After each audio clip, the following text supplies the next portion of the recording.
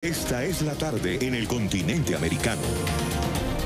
Cuando anochece en Europa y amanece en Asia, así cae la tarde en el continente americano y transcurre la noche y el amanecer en el resto del mundo. La tarde fin de semana.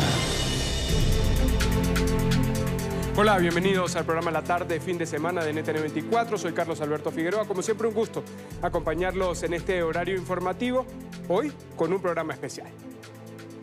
En este primer fin de semana del 2019 hemos decidido dedicar estas 2 horas del programa a recordar esos hechos que fueron noticia el año pasado. Repondremos las mejores entrevistas realizadas por nuestra directora de contenidos, Idania Chirinos, y el director de La Tarde fin de semana, Carlos Eduardo Sánchez. Ellos conversaron con esos personajes que fueron protagonistas, que analizaron, que debatieron sobre esos temas trascendentales de la agenda política, económica y social en el continente americano. Y vamos a comenzar hablando de Venezuela, un país que cerró el 2018 y que comienza este nuevo año en medio de la peor crisis de su historia, con una inflación acumulada de más de 1.300.000%, según el Fondo Monetario Internacional, y en el que la escasez, el aumento casi por minuto de los precios de productos y servicios, la desidia gubernamental y el desconocimiento de las leyes ha sido una constante. Próximos al 10 de enero, fecha en la que Nicolás Maduro asume un nuevo periodo de gestión, queremos recordar la entrevista que Carlos Sánchez hizo al politólogo y humorista venezolano Laureano Márquez, un hombre que hace humor en serio y que con su verbo impecable analiza, critica, cuestiona y también propone. Quiero saludar a esta hora a Laureano Márquez, humorista y politólogo venezolano, además actor, escritor. Es un gusto nuevamente conversar con él. Bienvenido a NTN 24, Laureano. Don Carlos, ¿cómo está? Buenas tardes. Es un gusto, como siempre, un placer conversar contigo. Cuando Igualmente. Todo parece perdido, cuando hablamos de Venezuela, cuando vemos estas historias, Laureano, de venezolanos caminando carreteras de un país a otro, ni siquiera de una ciudad a otra, cuando vemos gente que se muere de hambre y busca otro futuro en otro país, en otra tierra, con otra gente, uno escucha a Laureano, lo lee y parece que hay esperanza. ¿Por qué tú estás tan seguro de que Venezuela sigue de pie y tiene con qué salir a flote? Bueno, mire, Carlos, yo encuentro esperanza en la cara hermosa, honesta, decente, trabajadora, creativa e inteligente de Venezuela, que es una cara que existe, por mucho más que nosotros estemos en este tiempo siendo dominados por la barbarie. En Venezuela ha existido y existe a lo largo de la historia la civilización. Don Rómulo Gallegos, cuando escribía su novela Doña Bárbara sobre el llano venezolano, enfrentaba la lucha entre la civilización y la barbarie. Lo hacía en el llano, en la novela, porque es la lucha en nuestra historia. A lo largo de todos los siglos de historia, nosotros hemos vivido esa lucha. Y yo siempre apuesto a la civilización, porque la civilización ha ido haciendo su trabajo poco a poco. Existe, está. Venezuela es un país que tiene gente preparada para sacarla adelante en corto tiempo.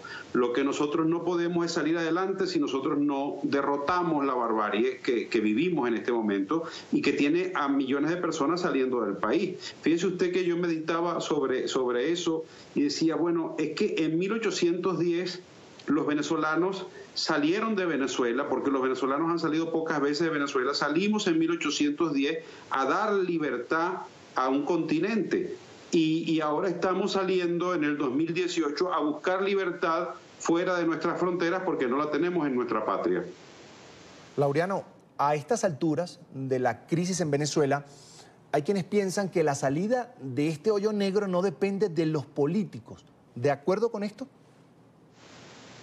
Mire, yo creo siempre en la política, en la política como agente para resolver los problemas que son de orden político. Incluso creo en la negociación, si hace falta negociarla. Uno no se sienta a negociar con quien está de acuerdo. Lo que se sientan a negociar en las batallas son ejércitos enemigos que se están aniquilando en el campo de batalla y que por otro lado están tratando de buscar caminos. El problema de la negociación en Venezuela con este gobierno es sumamente difícil, porque este es un gobierno que está acorralado. y está actuando como una fiera herida. El gobierno no puede abandonar el poder bajo ninguna circunstancia, porque sabe que tiene demasiadas deudas pendientes nacional e internacionalmente. La única garantía de ellos poder seguir viviendo en libertad es mantenerse en el poder. Entonces, es una situación bien complicada, porque están dispuestos a todo. Y cuando uno dice a todo, es a todo, a reprimir con toda la fuerza que sea necesaria, a meter preso a todo el que haya que meter preso, e incluso a torturar, como hemos visto en los últimos días. Entonces, es una situación muy compleja. Pero los políticos, sí, la tarea de cambiar una sociedad es tarea de políticos. El arte de la política es el arte de interpretar lo que está pasando en un país y lo que un país necesita. Casualmente, lo que nosotros tenemos en este momento no es un gobierno político. A este gobierno lo que le falta es política. Esto es represión pura, salvajismo puro. Es un gobierno que está matando de hambre a una nación. No es un gobierno político, porque un gobierno político mira las dimensiones, se entera de que está fracasando y se pone de acuerdo con otros factores políticos para resolver los problemas. En Venezuela en este momento el problema es que no hay política. ¿Qué hay entonces, Laureano? ¿Una mafia gobernando? Una dictadura, una mafia, un grupo de delincuentes que se hicieron con el poder. Bien, la gente que se va sin querer, de la manera más inocente, Laureano, le hace el juego al gobierno. Son menos bocas que mantener, menos recién nacidos que recibir, que atender, menos enfermos que curar. No, mira, yo creo que el que se va fruto de la desesperación que se está viviendo en Venezuela. Yo no sé si al gobierno le interesa que la gente salga. El gobierno, todas las acciones que está desarrollando el gobierno venezolano conducen a que la gente se vaya del país.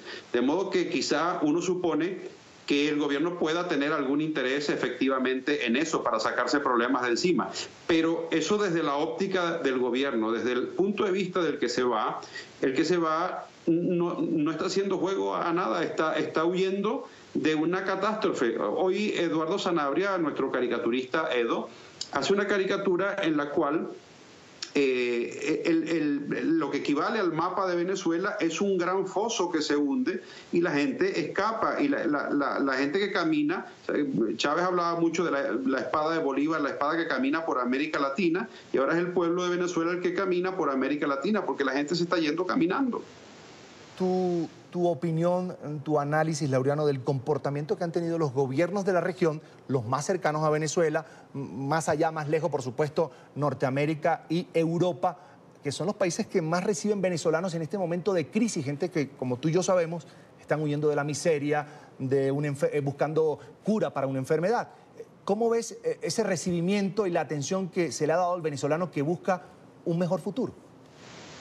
Mira, hasta donde yo he visto, estudiado, analizado, la recepción de nuestros compatriotas ha sido muy generosa por parte de los gobiernos de América Latina. Eso es que tenemos que agradecerlo muchísimo, que nos ayuden en un momento de desesperación. Creo que ha sido un trato, bueno, amable. La gente ha recibido con cariño a los venezolanos, les ha ayudado. Creo que la gente está consciente, y los gobiernos fundamentalmente, por supuesto, están conscientes de la tragedia que vive Venezuela, al punto de que varios gobiernos han facilitado los trámites para que la gente pueda ingresar, en algunos casos incluso sin pasaporte. Entonces, realmente, como venezolano, yo no puedo expresar otro sentimiento que el de gratitud a los gobiernos latinoamericanos, y muy particularmente al gobierno de Colombia, a las autoridades colombianas, a los soldados colombianos que en la frontera reciben con un abrazo a nuestros paisanos y les dicen bienvenidos a Colombia. Eso tiene un valor espiritual, un valor humano que enaltece al venezolano y enaltece al colombiano. Y ojalá que nunca nosotros tengamos que pagarles el favor por las mismas circunstancias. Y ojalá que pronto se resuelva la situación de Venezuela para que toda la gente que desesperada ha tenido que salir pueda retornar a su casa, a su hogar, a su esperanza de nación. Es muy Los venezolanos nunca habíamos tenido tradición de emigrar. Nosotros, al contrario, éramos receptores de gente que venía de otros países y fuimos buenos receptores de inmigrantes. Y ahora pues nosotros estamos recibiendo esta ayuda de nuestros países hermanos. Sí, el proceso debe ser muy duro. Hay quienes salimos de Venezuela por trabajo, por supuesto, pero el plan de emigrar, de hacer una nueva vida, de arrancar de cero, debe ser muy duro para el venezolano porque, por supuesto, no era el plan. La idea era desarrollarse, estudiar en Venezuela, tener una familia, comprar una pequeña casa, un pequeño apartamento y que la nueva generación pues fuera mejorando su calidad de vida. Laureano, recientemente se dan medidas económicas en Venezuela. El presidente Nicolás Maduro dice, vamos al rescate de la economía y vamos a enterrar por completo la guerra económica. Y fíjate lo que dice Diosdado Cabello. Quiero que lo escuchemos y luego volvemos con la entrevista. Ahorita estamos preocupados. Aquí. Lo discutimos en la dirección del partido. Esto puede ocasionar que vuelva el éxodo de colombianos a Venezuela. Para que tú veas. La salida de colombianos para Venezuela. Las decisiones que estamos tomando aquí nosotros puede ocasionar eso. Ya el presidente de Colombia anunció que iban a aumentar los impuestos a las personas naturales y se le iban a disminuir a las empresas. Parecido aquí, ¿verdad? Parecido aquí.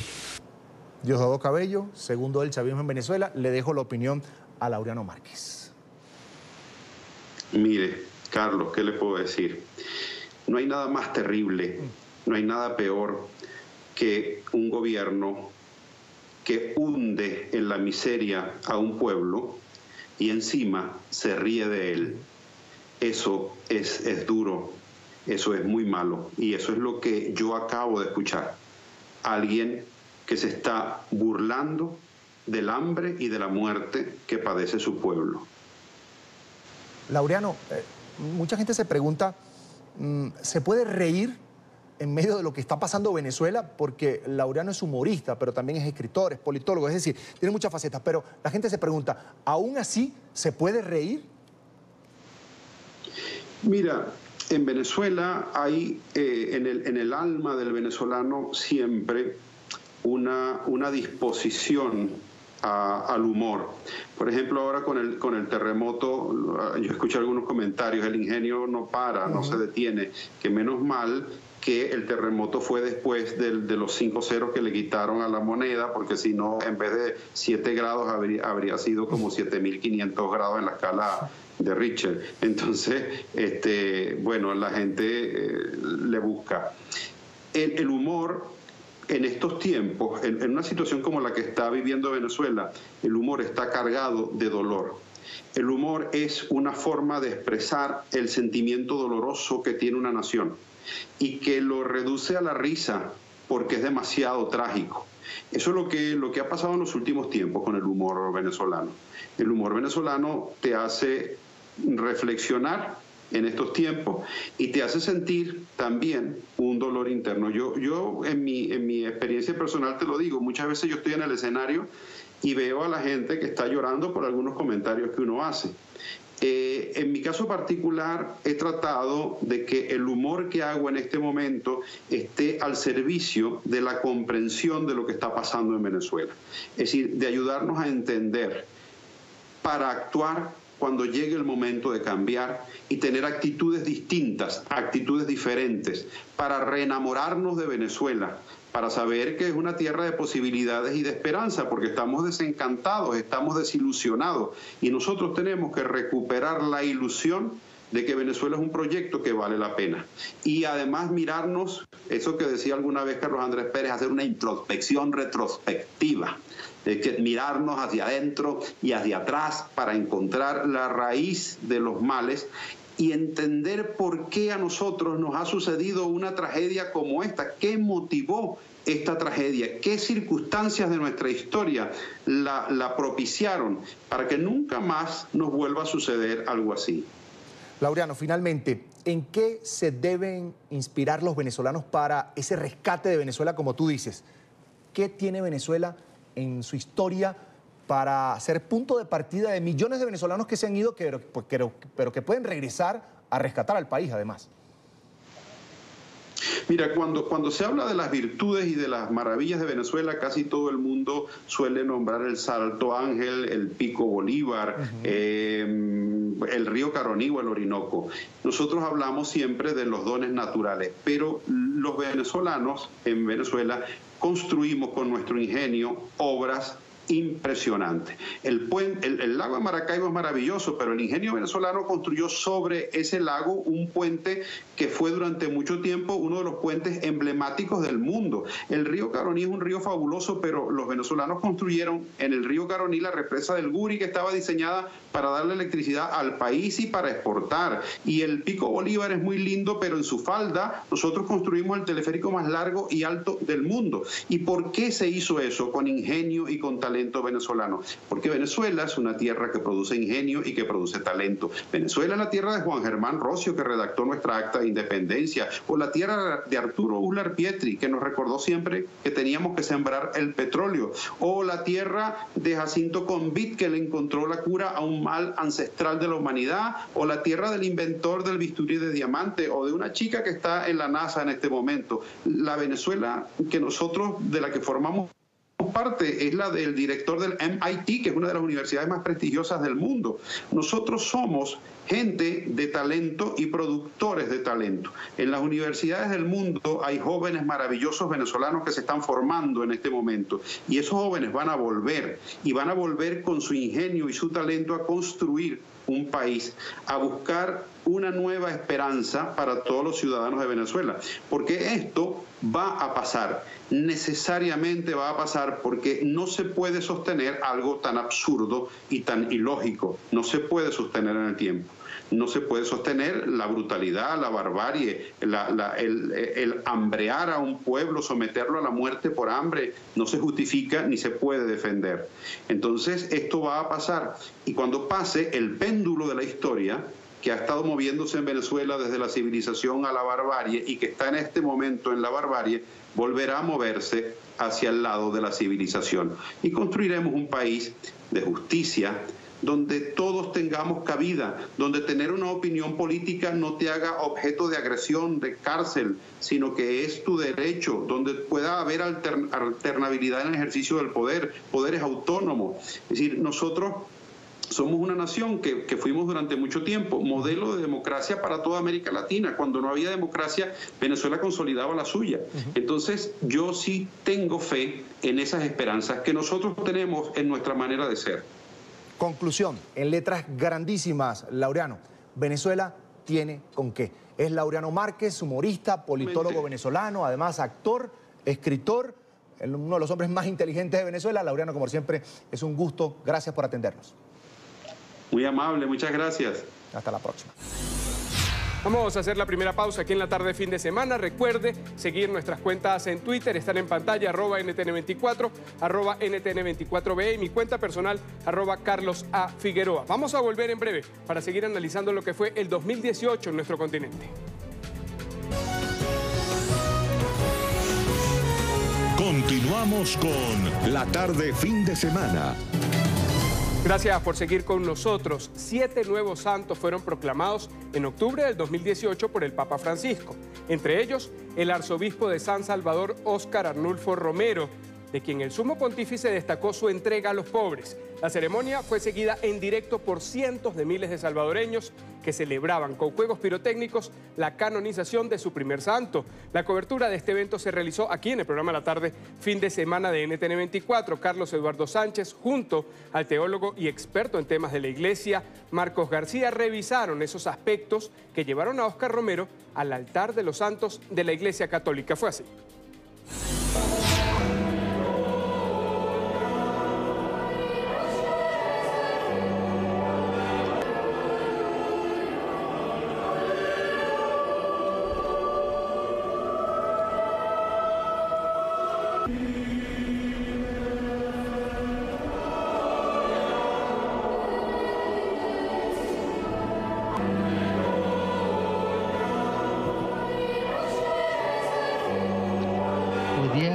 Ci siamo, signor Romero, che ha lasciato le sicurezze del mondo.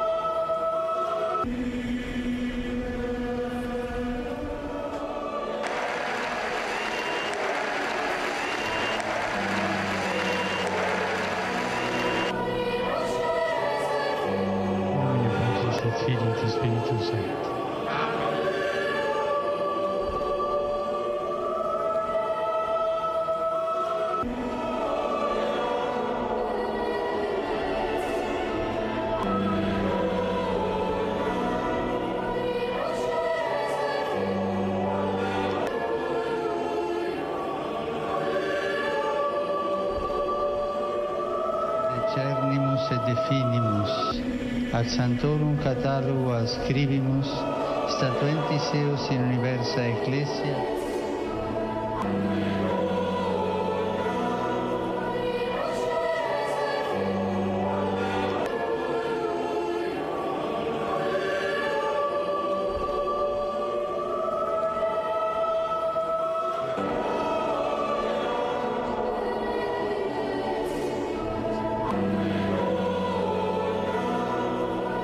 Marcos, tuvieron que pasar 38 años para que Monseñor Óscar Arnulfo Romero fuera canonizado. Vamos a revisar aquí en datos cómo fue este proceso para llegar a este punto de hoy. Y vamos a comenzar con esta fecha. 24 de marzo de 1990, murió en el 80. 10 años luego de ser asesinado, se dio inicio a la causa de canonización. ¿Cómo inicia un proceso o una causa de canonización, Marcos? Bueno, primero se conforma un comité, diciéndolo así, un comité organizador que se dedica a las experticias. Yo me imagino que el asesinato fue en 1980, 10 años tuvieron que pasar para que esta causa se comenzara a efectuar. Y esto de la mano seguramente de algún obispo con un comité de sacerdotes. Y la conferencia salvadoreña. Sí, claro, y las personas sobre todo que daban testimonio de la vida moralmente comprobada, religiosamente comprobada y sobre todo social y hasta políticamente comprobada que llevó a cabo Monseñor Romero durante todos los años de denuncia, porque no fueron 2 o 3, sino toda su vida estuvo marcada por la denuncia de la injusticia. 10 años en los que seguramente buscaron testimonios, escenas, hasta grabaciones. Dicen que Monseñor Romero era experto en ir registrando algunas actividades del día con frases que alusivas a términos espirituales y a términos religiosos. Seguramente eso sirvió para abrir el proceso de canonización en 1990. Ahora, eso fue en 1990. En 1994, 4 años después, se presentó de manera formal a su sucesor, Monseñor Arturo Rivera y Damas, esto en El Salvador, la solicitud para su canonización. A partir de ese momento se le dio el nombre de siervo de Dios. ¿Qué significa esto? Es el primer paso después de la apertura a la canonización, a ese camino, porque dentro de la iglesia todo es un proceso, no puede haber inmediatez y precisamente por eso algunos hombres y mujeres se han quedado, por decirlo de alguna manera, estancados en el camino hacia el altar. Y es el primer paso o el primer nombre que se le da a la persona, religioso o laico dentro de la iglesia, que considerado por su fe y por sus obras, se le considera ya santo, siervo de Dios. Posteriormente, Marcos, el 3 de febrero, esto del año 2015, del 94 vamos al 2015, fue reconocido por el Vaticano como mártir. Esto, ¿qué significa? ¿Qué significa para la gente además que quería que Monseñor Romero fuera reconocido como santo, además? Bueno, cabe destacar que la palabra mártir dentro de la iglesia significa en muchas ocasiones aquel que riega y es capaz de regar su sangre por la expansión de la fe de la Iglesia Universal. En este caso, Monseñor Romero, como bien lo decían las notas de los periodistas que antecedieron a esta entrevista, pues fue asesinado por un francotirador que apuntando hacia su corazón directamente acabó con su vida. Y esa sangre ha servido, lo decía bien en la nota el periodista, que pretendía callar de alguna manera la voz de Monseñor Romero, y lo que hizo fue la difusión mucho más fuerte, que hasta después de 38 años Monseñor Romero sigue siendo la voz de los sin voz. Y el martirio dentro de la iglesia tiene un signo y un símbolo muy importante. Recuerda que los 5 primeros siglos de la iglesia, lo que se le llaman los siglos de oro de la iglesia católica, estuvo conformado por ese martirio de hombres y mujeres que fueron capaces de dar su vida por la fe cristiana. Pero no solamente por decir yo soy cristiano, sino que por sus obras y por la denuncia de lo que está mal hecho, en este caso de la injusticia y la opresión a los menos favorecidos económicamente y a los campesinos. A Monseñor Romero le hicieron hoy capaz de llegar a los altares de la iglesia. Vamos a seguir revisando este proceso que vivió la figura, la vida, la obra de Monseñor Óscar Arnulfo Romero para llegar al día de hoy ya canonizado, ya elevado como santo a los altares de la Iglesia Católica. Posteriormente, nos quedamos en el año 2015, fue beatificado, esto el 23 de mayo, en la Plaza San Salvador del Mundo, considerada un símbolo nacional de El Salvador, acto al que asistieron cientos de sacerdotes y miles de seguidores de la Iglesia Católica. Ese proceso ya de beatificación, ese nivel de beatificado, ¿qué significado tiene? La palabra beato significa feliz, el feliz. Felizmente privilegiado o bienaventurado, eso significa el beato.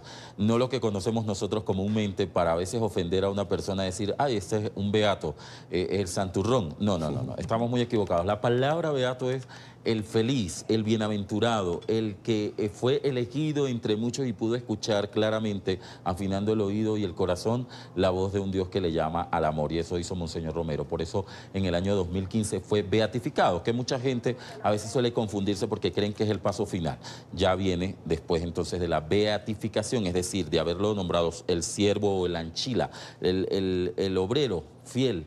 Después el beato, el feliz, el que está contado entre los santos, ya viene la canonización. Para que tenga que pasar o llegar al día de hoy, que es la canonización como tal, ¿qué tiene que cumplirse? ¿Qué requisitos exige la Iglesia Católica, el derecho canónico, para que, en este caso, un ser humano, maravilloso, por supuesto, como fue Óscar Arnulfo Romero, llegue al estatus de santo de la Iglesia Católica? Bueno, uno de los requisitos principales es, primero que nada, dar el testimonio, ser testigos. Si Carlos Eduardo Sánchez, algún día dicen Carlos Eduardo Sánchez por su vida como periodista y cumpliendo cabalmente su función de ciudadano, merece llamarse siervo de Dios, beato y luego santo de la Iglesia, tiene que haber alguien que así lo diga. Es decir, alguien que haya conocido de tus obras, de tu sencillez, de tu cercanía y sobre todo del apego fiel al Evangelio, que es el mensaje de la buena noticia. Y luego de ese apego fiel al mensaje de la buena noticia, tiene que haber una vida moralmente comprobada. Es decir, que no haya estado metido en escándalos de ningún tipo, que haya sido una persona con una moral alta, de un testimonio grande de lo que significa ser testigos del amor de Cristo en la tierra, con prudencia, con paciencia. Decía un padre que me daba clase en teología moral, la prudencia nunca es mucha, por aquello que decían, hay que tener mucha prudencia. Los santos supieron eso desde un principio. La prudencia basada en la palabra de Dios nunca puede ser mucha y desborda todo lo que al amor se refiere. Y lo tercero y más importante que está en el camino hacia la santidad son los milagros, pero milagros que científicamente puedan decir, por lo menos el caso de Monseñor Romero con esta señora. ¿Pero una sola curación? No, tiene que haber 3 milagros por lo menos. 3 milagros. ¿Cuáles son los de Óscar Arnulfo? Porque conozco comprobado. el testimonio de una mujer con una enfermedad terminal que dice ser sanada por hoy San Romero de América, como se le puede decir ya a Óscar Arnulfo.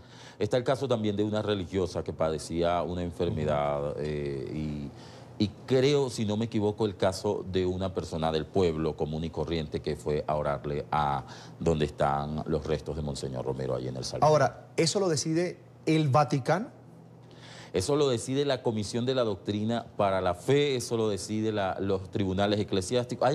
Dentro de todo eso no es una sola persona, no es el Papa Francisco el que dice, listo, ella vino y me contó que él había sanado, perfecto, hagámoslo santo. No, hay un proceso muy largo de comprobaciones, de testimonios, como dije anteriormente, de médicos que digan, nosotros no nos explicamos, como este último caso de esta señora que estuvo a un paso de la muerte después de un embarazo y decir, pues nosotros no explicamos cómo pudo suceder esto. Por ejemplo, en Colombia, el caso de la madre Laura, que en el 2014 fue la primera santa colombiana, sanó a un médico que padecía una enfermedad que sus colegas ya lo habían desahuciado.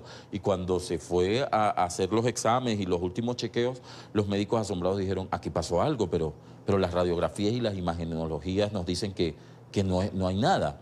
Eso no es un cuento que voy y le cuento, valga la redundancia, al Papa Francisco y entonces, no, eso hay otro proceso, se reúne una Junta Médica para, de alguna manera, ir investigando, indagando cómo pudo acontecer estos casos que les llamamos milagros. Marcos, fue precisamente el Papa Francisco, el Papa latinoamericano, quien retoma la causa de Óscar Arnulfo Romero. ¿Crees tú que en algún momento de la historia, en estos 38 años, hubo la intención de minimizar, de tapar lo que hizo en vida Óscar Arnulfo Romero? Alguien me preguntaba ayer, Marcos, ¿los santos son de derecha o de izquierda?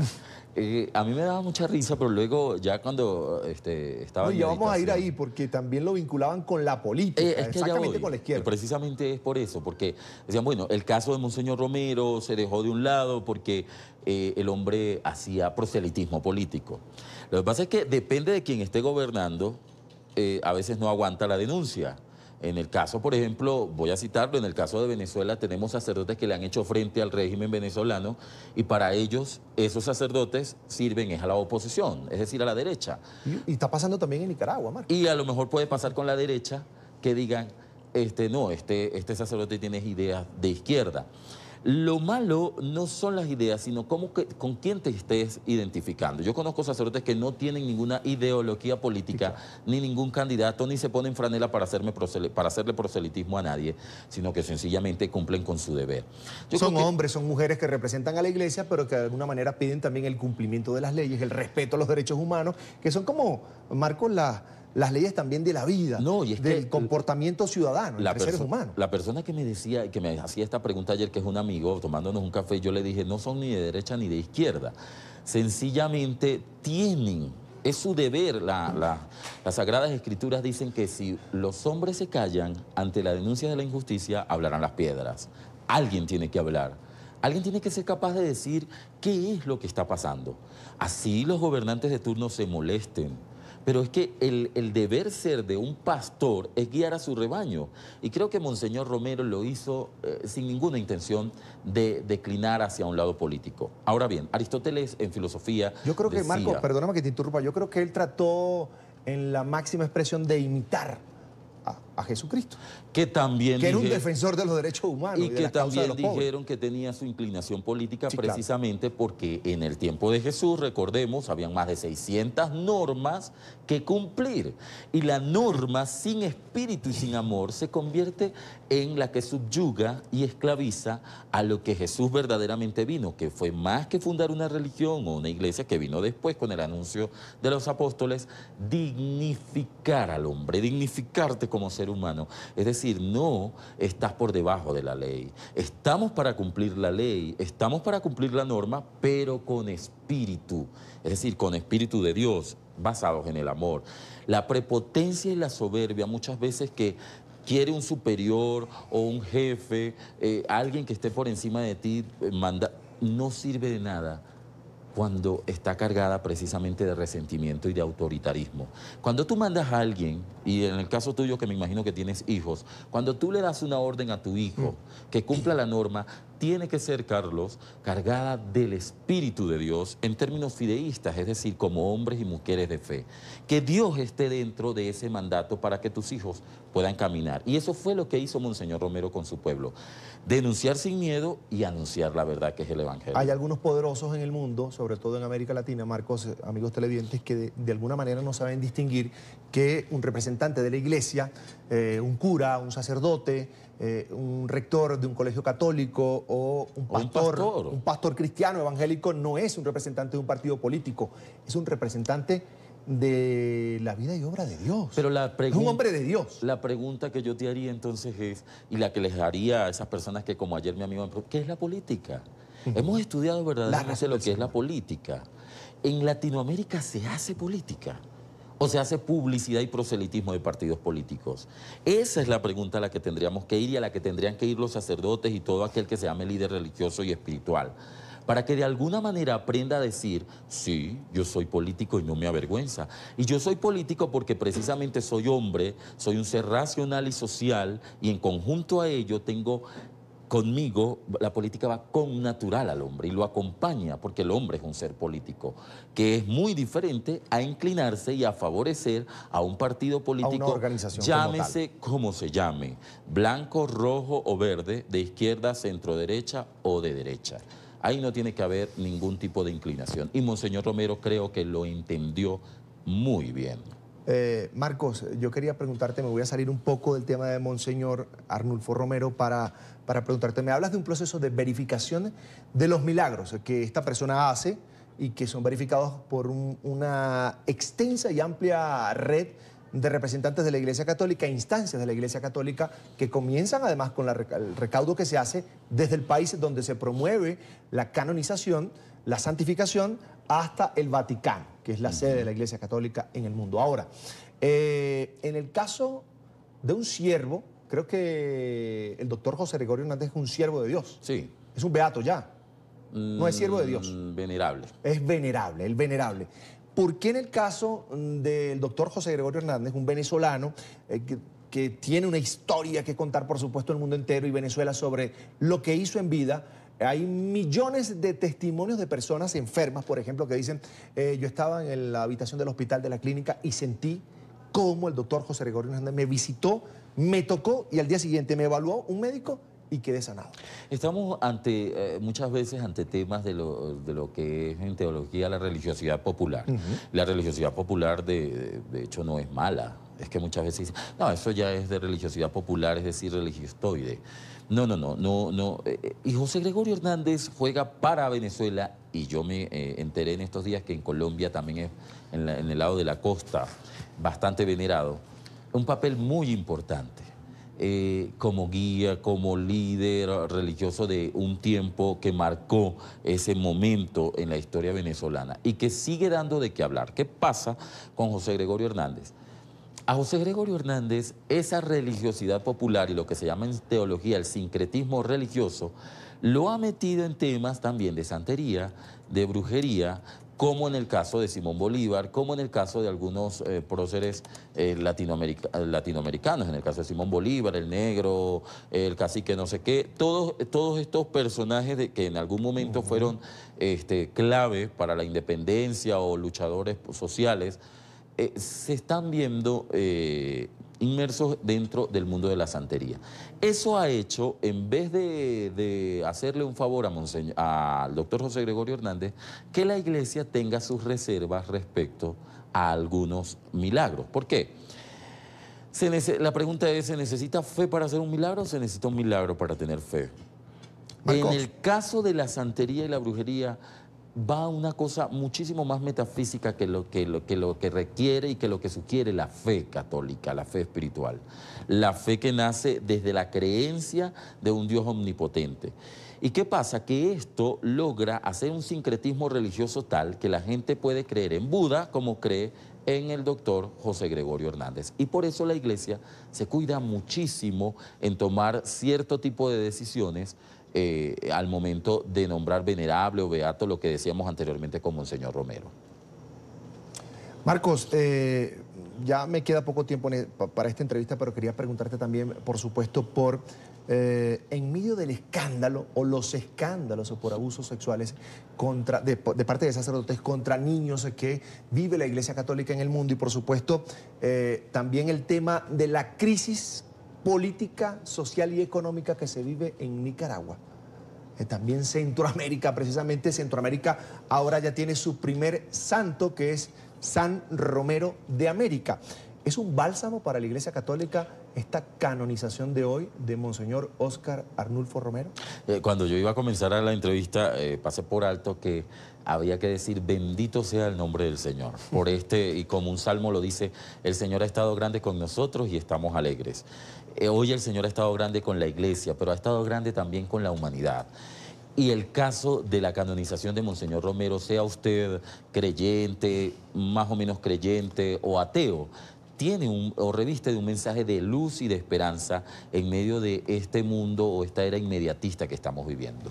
Es un bálsamo para las víctimas de agresiones sexuales, es un mensaje de esperanza, pero no para esa iglesia que estamos viendo allí con Monseñor Romero, pobre, a veces maltratada y humillada y muchas veces utilizada por estos políticos de oficio. Por los populistas. Por los populistas.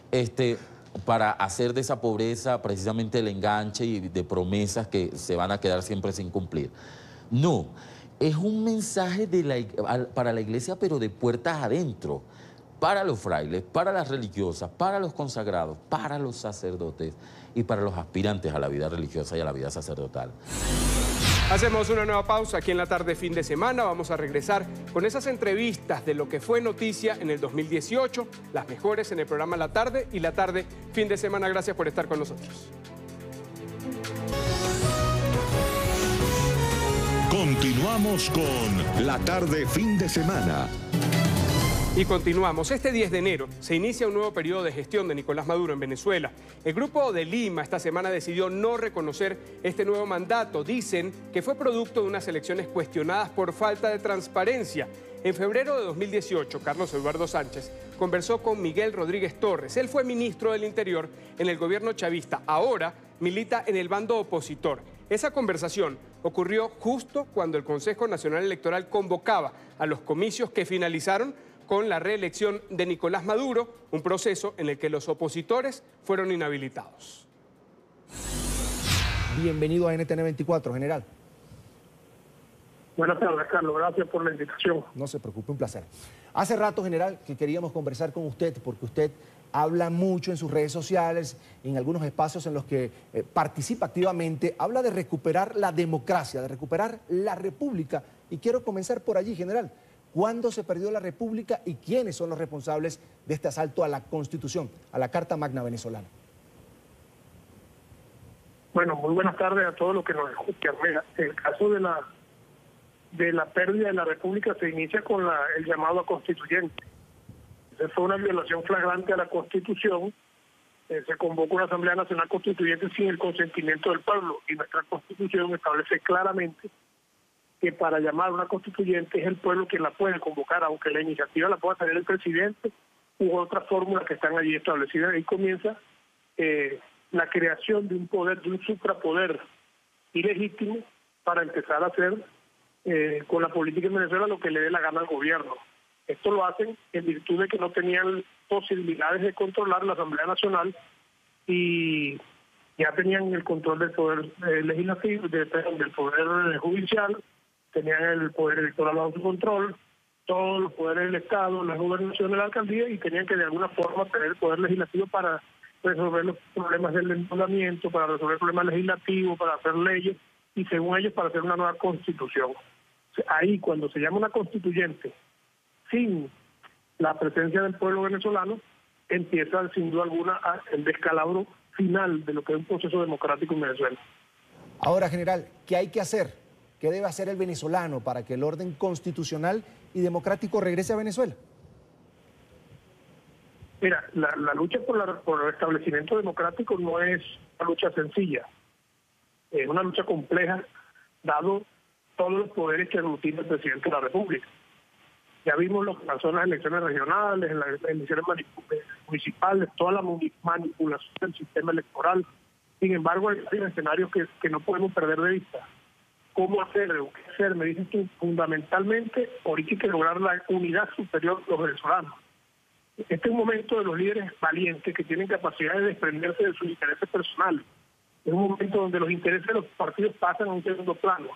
Es un momento donde los intereses de cada líder, de cada grupo, de cada organización, se ponen de un lado y se ponen de primero, la prioridad número uno, el interés nacional, el interés del pueblo. Y esto, si se logra eso, se lograría un gran consenso nacional para poder enfrentar esta situación, ya sea por la vía electoral o por cualquier fórmula que se pueda estructurar a partir de esa gran unidad nacional. Pero lo primero es que hay que lograr la unidad nacional. Lamentablemente, vemos nosotros que hay un sector de la oposición, el que llaman Grupo de los Cuatro, que asume que ellos son los representantes de todo lo que se opone a Maduro, cosa que es mentira. A Maduro se pone más del 80% de los venezolanos. Y eso no está representado allí. Uno de los graves problemas que estamos enfrentando es la pérdida del liderazgo tanto del chavismo como de la oposición. Entonces hay un pueblo que se siente que no haya quien seguir, un pueblo que se haya desorientado, desmovilizado, desmotivado. El liderazgo está fallando. Ante esa realidad, estos líderes tienen que entender que la búsqueda del consenso tiene que abarcar todos los sectores nacionales, los grandes gremios del país, los sectores sociales, las organizaciones políticas, partidos pequeños, medianos, grandes, todo tipo de organizaciones. De manera muy rápida tiene que sumarse a una gran concertación nacional para alcanzar ese consenso que permite enfrentar las situaciones según se establezca en ese consenso cuál va a ser el método a utilizar, ya sea electoral u otro que se definan de lucha política en esa gran plataforma que hay que... General, ya vamos a hablar del tema electoral, ya vamos a hablar de esa unidad nacional en la que se convoca a toda la oposición, y usted lo ha dicho muy bien, no solo oposición, son los partidos políticos de la Mesa de la Unidad Democrática, sino también un buen sector del chavismo que se separó del gobierno de Nicolás Maduro. Hay que decirlo, Venezuela ha entrado en un corredor electoral. Se han convocado las elecciones presidenciales, por eso hemos querido también conversar con el mayor general del ejército venezolano, Miguel Rodríguez Torres. Y quería recordar este punto. Le decía que ya vamos a hablar en profundidad del tema electoral, de la unidad y de lo que pudiera venirse para quienes están en contra del gobierno de Nicolás Maduro o que se oponen, como usted dice en su Twitter, al mal gobierno. En octubre del 2014, Nicolás Maduro agradeció al entonces ministro del Interior, Justicia y Paz, está hablando con nosotros, Miguel Rodríguez Torres, su labor durante 19 meses. Aseguró que necesitaba unos días de descanso porque lo iban a enviar a una nueva misión. Vamos a escuchar a Nicolás Maduro. Quiero agradecer al compañero mayor general Rodríguez Torres todo el esfuerzo que hizo, todo su trabajo durante 19 meses. Le he dicho que agarre 15 días de descanso. Tiene 15 años sin descanso, 15 días de descanso para que vaya a una nueva misión que le voy a dar estratégica. General, ¿qué pasó? ¿Por qué no le dieron esa nueva misión? Quizás usted se peleó con Nicolás Maduro, le reclamó algo. A ver, después de mi salida del ministerio hubo algunas ofertas de seguir en algunas labores, ¿no? En primer lugar se me ofreció una embajada que yo no quise aceptar. Se me ofreció otro ministerio, que era el Ministerio de Minas, y por razones éticas y por inclusive por no compartir este proyecto del arco minero que está conduciendo el presidente Maduro, obviamente tampoco recibí. Además de que mi salida obedece a que ya habían duras confrontaciones con el presidente y otros sectores del gabinete, sobre todo el tema del manejo de la economía, por decisiones que dejaban de tomarse, otras que se tomaban erráticamente, y era para mí ya muy difícil, era casi imposible ya volver a pertenecer a ese gabinete. Usted se paraba en un consejo de ministros y exponía su posición y argumentaba por qué no debían hacerse esas políticas. Sí, ahí no solamente en el gabinete, sino en las reuniones del alto mando político, expresar posiciones contrarias a las que expresaba el presidente. Por ejemplo, el presidente tiene, entre sus defectos, tiene que no acepta críticas ni acepta diferencias, y todo es avasallador, no es como él dice, y va avanzando sobre eso, así esté cometiendo el error que está cometiendo. Entonces es muy difícil trabajar un equipo como ese, donde hay un desprecio al conocimiento que es evidente. Pues usted ve que los jefes en los cargos más importantes ni siquiera sus profesiones se asoman o se medio parecen al cargo que están ejecutando. Ahí lo que exigen es una lealtad de foca de aplaudir todo lo que el presidente diga, entonces bueno, si siguen el cargo. Entonces en esas condiciones para mí era muy difícil seguir optando a un cargo ahí. ¿Cuándo fue la última vez que usted pudo hablar con el presidente Nicolás Maduro? ¿Qué le dijo? Hace como año y medio conversé con él, hace año y medio, 2 años. A través de un intermediario, mandó a alguien a conversar conmigo. Yo le expresé que yo no iba a callarme en mis críticas, que yo iba a seguir haciendo el movimiento político que estoy construyendo, que es el movimiento amplio, que iba a seguir por ese camino, creando una nueva alternativa política, y hasta ahí llegaron las conversaciones. Bien, general, vamos a pasar a otro tema porque ya le decía, Venezuela entró en ese corredor electoral para los comicios presidenciales. En su cuenta de Twitter veo que hay un tuit fijado en el que usted hace referencia a que Nicolás Maduro es fácilmente derrotable, pero hace varias salvedades. Dice textualmente, sí y solo sí. El punto 1 dice, logramos un candidato único por consenso. General, consenso de todos los ciudadanos y fuerzas políticas que se oponen al gobierno. Es decir, usted y su gente, quienes estuvieron con Chávez y ya no están con Nicolás Maduro, ¿unirían fuerzas, por ejemplo, con Acción Democrática, Primero Justicia, Voluntad Popular, por el bien del país, por el bien de los venezolanos? Mira, eso que tú estás describiendo ahí es lo que justifica y hace entender la necesidad de un candidato que llaman algunos outsiders. Un candidato que no venga de los partidos tradicionales, primero porque esos partidos, sin duda alguna, tienen una condición bastante precaria, sus liderazgos han decaído, han perdido fuerza, capacidad de movilización. Estos son liderazgos fofos, ¿no? Hay que buscarse un líder que venga fuera de esos partidos, que sea potable tanto para el chavismo crítico, el chavismo democrático, el chavismo que está oponiéndose a la presidente Maduro, como para la oposición que ya conocemos, e inclusive que despierte, lo que llaman Nini aquí en las encuestas, los despierte y los motive a salir a votar. ¿Por qué fácilmente vencible Maduro? Bueno, porque Maduro tiene el 83% de los venezolanos en contra. Ahora, el problema está en convertir ese 83% con un liderazgo sólido, con un liderazgo capaz de motivar, motivante, movilizador, convertir eso en una masa crítica que se mueva a votar contra Maduro. Ese es el gran reto, siempre y cuando se logren algunas condiciones en una lucha previa para mejorar la estructura electoral venezolana. General, vamos al segundo punto de su estrategia. Dice así: se movilizan los líderes que se oponen al mal gobierno para despertar la esperanza. Ya lo tocaba allí. Un outsider podría ser un empresario, Lorenzo Mendoza. ¿Qué tal le suena ese nombre? Mira, ese nombre ha sonado ya mucho en encuestas y en las discusiones de calle, y cuando voy a las asambleas y converso uno con la gente. Llámese Lorenzo Mendoza como se llame, pero tiene que ser alguien que de verdad esté en el imaginario de la gente, que despierte el ánimo de la gente en salir a participar en un proceso electoral. Si es la decisión del consenso, ir al proceso, porque ese es otro, ¿no? Ese consenso nacional debe determinar si el camino es ir a las elecciones. Entonces, decidido eso y con un líder de esas características, el resto de los líderes del chavismo crítico, el chavismo democrático, de la oposición, de los grupos sociales, de los gremios, tenemos que irnos a la calle en campaña a que ese líder gane, indiferentemente que sea del partido nuestro, que no sea del partido. La idea es que no sea de ningún partido. Porque ahorita el problema es que el gobierno tiene que cambiar, y no es un capricho de Rodríguez Torres, ni es un capricho del Movimiento Amplio. El gobierno, para que este país pueda salir de la dura crisis que tiene, de la crisis económica, de la crisis social, de la crisis moral, de la crisis política, tiene que cambiar este gobierno. El presidente tiene 6 años con todos los poderes en su mano y todavía no ha podido resolver el problema cambiario.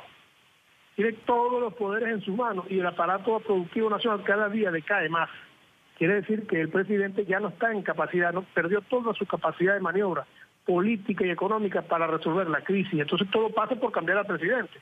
Es más, el escenario ideal, el óptimo en este país sería que el presidente renunciara.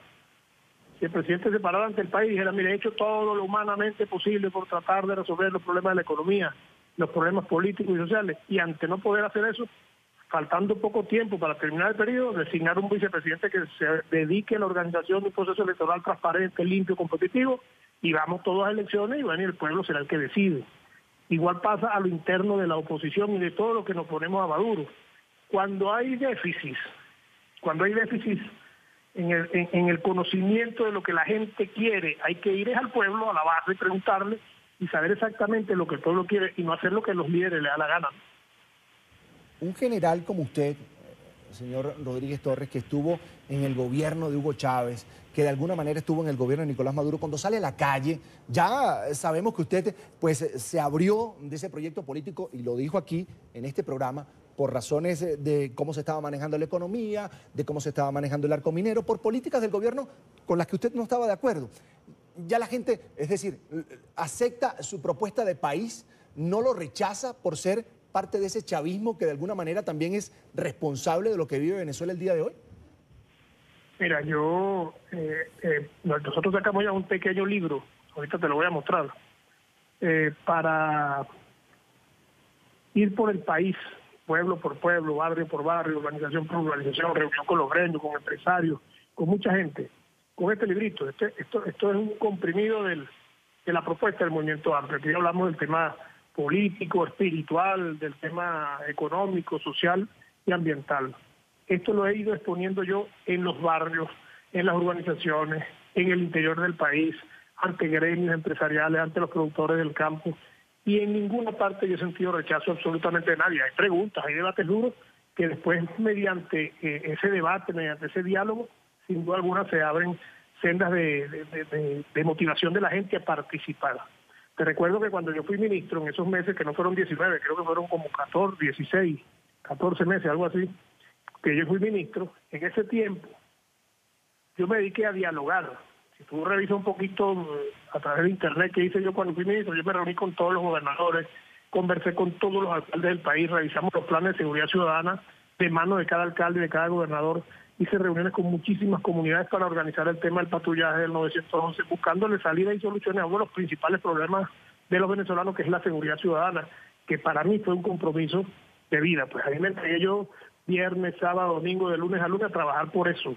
Y eso me permitió a mí dialogar con muchísima gente, siempre apartando la discusión electoral y política, y poníamos en primer plano el objetivo que era la seguridad ciudadana. Y eso trajo buenos resultados, y el que siembra eso, bueno, no puede recurrir a otras cosas, sino más diálogo y seguir conversando con la gente y proponiendo a la gente que lean, estudien y discutan y hagan propuestas en el marco de este trabajo que se hizo en el Movimiento Amplio. Recuerdo bien esas jornadas que usted hizo de diálogo, lo vi, yo fui corresponsal de NTN 24 en Venezuela, en Caracas, y lo vi conversando con Enrique Capriles, almorzando en un momento en una sede de PDVSA. Convocó también a Gerardo Blay, que es un alcalde opositor. Usted defendía que era un hombre que conocía de la Constitución, de las leyes, y que debía estar allí. Además que fue también por orden del presidente de la República. Voy a seguir en los puntos de esa estrategia que usted desglosa en Twitter. Punto 4, se organiza un ejército ciudadano para la defensa del voto. Punto 5, se prepara los mejores técnicos para monitorear antes, durante y después el proceso. Esto parece, general, cuesta arriba con la cantidad de venezolanos que en medio de la crisis que vive el país, pues algunos para no morir de hambre han tenido que salir hacia otros países. ¿Usted cómo lo ve? Parte de las condiciones que hay que lograr es que se habla del registro electoral permanente en el exterior y aquí en Venezuela, y que se pueda actualizar el registro y se pueda revisar ese registro electoral, se pueda auditar ese registro.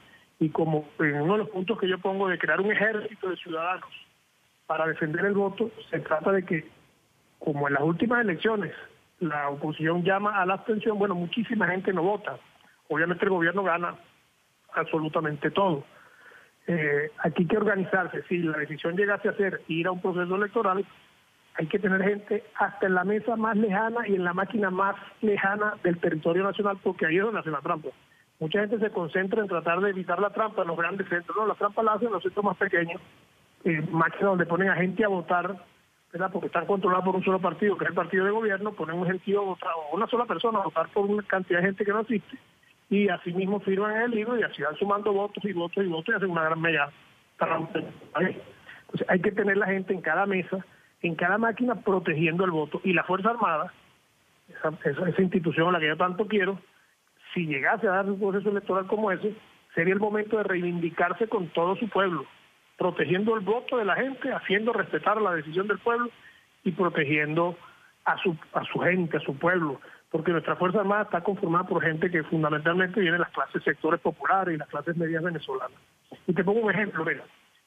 Cuando el comandante Chávez en el año 98 fueron las elecciones, el comandante Chávez ganó las elecciones y un general del ejército se dedicó a recorrer el mismo día de las elecciones, a recorrer cuarteles para llamar al desconocimiento del triunfo del comandante Chávez. Y el presidente Caldera llamó a ese general y le dijo: el presidente Chávez ganó las elecciones, usted respete la decisión del pueblo. Y el general se quedó tranquilito, se fue de baja después y Chávez fue reconocido una vez que ganó sus elecciones. Entonces, ese es el rol que debe jugar nuestra Fuerza Armada y reivindicarse con todo el país. Pero hay ambiente, hay pensamiento entre las filas en los cuarteles para defender la votación, para defender a quienes están en contra de la llamada revolución bolivariana, tomando en cuenta que el pensamiento de esa revolución bolivariana precisamente está incluso en la formación de los nuevos oficiales de la Fuerza Armada venezolana. ¿Hay vientos de cambio, hay pensamientos de cambio dentro de los cuarteles? Mira, así los cuarteles no viven en una isla, los militares son parte del pueblo. Los militares están sufriendo la hiperinflación que sufrimos todos. Las colas inmensas para conseguir un alimento o una medicina, los precios desbordantes, que así tú ganas 10 millones al mes, eso no te alcanza porque todo cuesta millones. Te vas a tomar un café y vale 80.000 bolívares, compras un cartón de huevo y vale 400.000 bolívares. Eso no lo aguanta nadie. Y los militares están sufriendo exactamente lo mismo.